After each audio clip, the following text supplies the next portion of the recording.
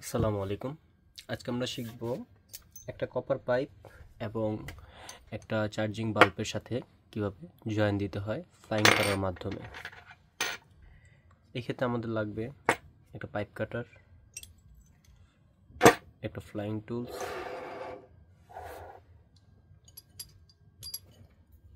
একটা ফাইল এবং ফ্লাইং টুলসের একটা অংশ। তাহলে আমরা কি কি নিলাম এখানে? একটা টিউব কাটার, একটা ফ্লাইং টুলসের পাইপটাকে অ্যাডজাস্ট করার একটা অংশ, আর ফ্লাইং করার জন্য আরেকটা অংশ, আর একটা চার্জিং বাল্ব। আমরা একটু করে ছোট পাইপ নিয়েছি বোঝানোর ক্ষেত্রে।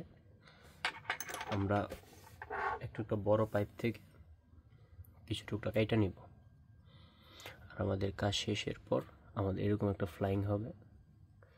এই ফ্লাইংটা আগে করা ছিল, এরকম একটা ফ্লাইং আমরা করব। এখন কিভাবে করা যায় দেখি। তাহলে আমরা আগে এই ফ্লাইংটাকে কেটে ফেলি এখান থেকে, কাছাকাছি থেকে।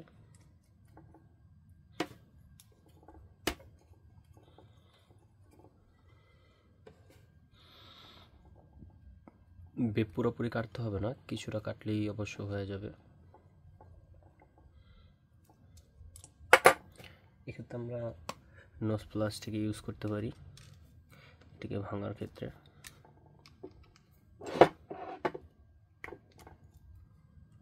এটা ফেলে দিলাম। এখন কিছুটা বাঁকা হয়েছে, আমরা এটাকে সোজা করে নিই নোজ প্লাস্টিক ব্যবহার করে। এখন চমৎকার সুন্দর হয়েছে, পুরো রাউন্ড শেপ। এখন আমরা এটাকে অ্যাডজাস্ট করব এটার সাথে।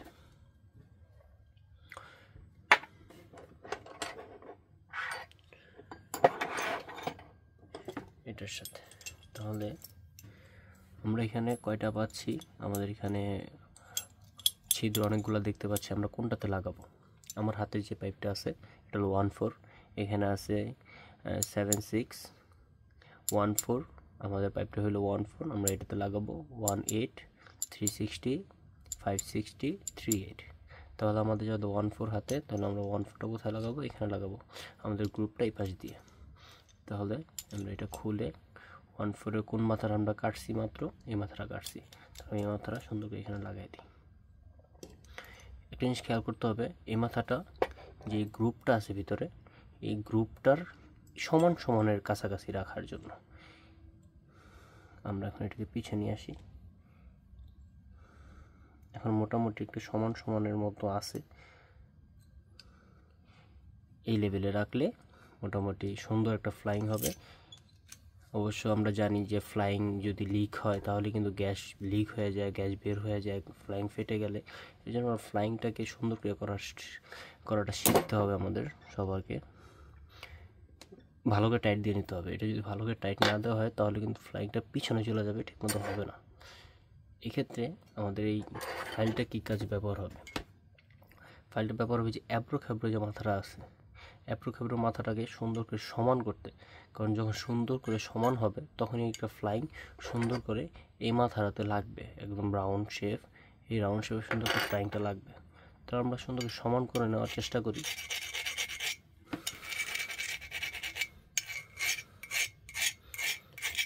বেশি কাটবো না আমরা, হালকা, যাতে অ্যাব্রো মাথাটা যাতে সমান হয়ে যায়। এবং অ্যাব্রো মাথাটা মোটামুটি সমান হয়ে গেছে। এখন কিন্তু আর আমাদের এই যে বাল্বটা আছে, ঠিক আছে, বাল্বটা কিন্তু লাগবে না। প্লাস যদি আমরা ইনডোরে লাগাই তখন ডিসচার্জ পাইপে কিন্তু এইটা বরাবর লাগবে না এইভাবে, কারণ এটা ফ্লাইং হয় নাই। ফ্লাইং হলে কিন্তু এই মাথাটাতে যে শেপটা আছে এই শেপটাতে সুন্দর করে বসা যাবে। তো এই ক্ষেত্রে আমাদের কী করতে হবে? ফ্লাইং প্লাস আর একটা অংশ যেটা এটাকে সুন্দর করে এই যে গ্রুপটার সাথে গ্রুপটা ম্যাচিং করে বসে দেবে ভিতরে, এভাবে দেখতে পাচ্ছেন এই জায়গাতে। তাহলে এখন আমরা সুন্দর করে টাইট দিব।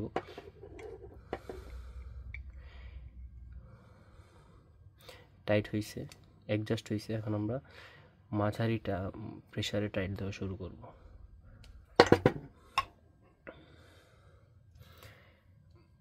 বেশি টাইট দিলে আবার ফাইটে যাওয়ার সম্ভাবনা থাকবে। মোটামুটি একটা টাইটে আমরা ফিক্সড করব। আশা করি হয়ে গেছে। আমরা আবার খুলে ফেলবো। এই আমাদের ফ্লাইংটা হয়ে গেছে, সুন্দর একটা ফ্লাইং হয়েছে।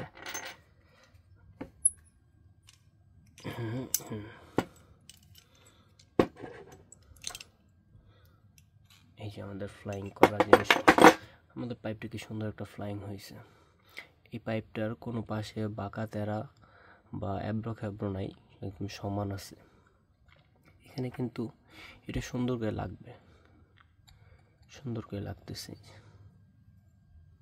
এখন কিন্তু যে নাটটা আছে, এই নাটটাকে এদিক দিয়ে ঢোকানোর পর এখন কিন্তু নাটটা দিয়ে কিন্তু এটাকে টাইট করা হয়। এখন এভাবে আমরা টাইট করে ফেললে এটা কিন্তু একদম অ্যাডজাস্ট হয়ে গেল, এখন আর খুললো না। তাহলে কি শিখলাম আমরা, যে সুন্দর করে একটা কপার পাইপকে কীভাবে ফ্লাইং করে লাগানোর উপযোগী করতে হয়। তাহলে আমরা এটা লাগিয়ে ফেললাম সুন্দর করে ফ্লাইং করে। আশা করি আপনারা দেখে উপকৃত হয়েছেন। যারা এসির কাজ নিয়ে আগ্রহী, এসির কাজ শিখতেছেন, যারা ফ্লাইং করা শিখতেছেন, যাদের ফ্লাইং করার প্রয়োজন হয়, অবশ্য নতুন এসিতে তেমন একটা ফ্লাইং করার প্রয়োজন হয় না যদি পাইপ অতিরিক্ত না লাগে।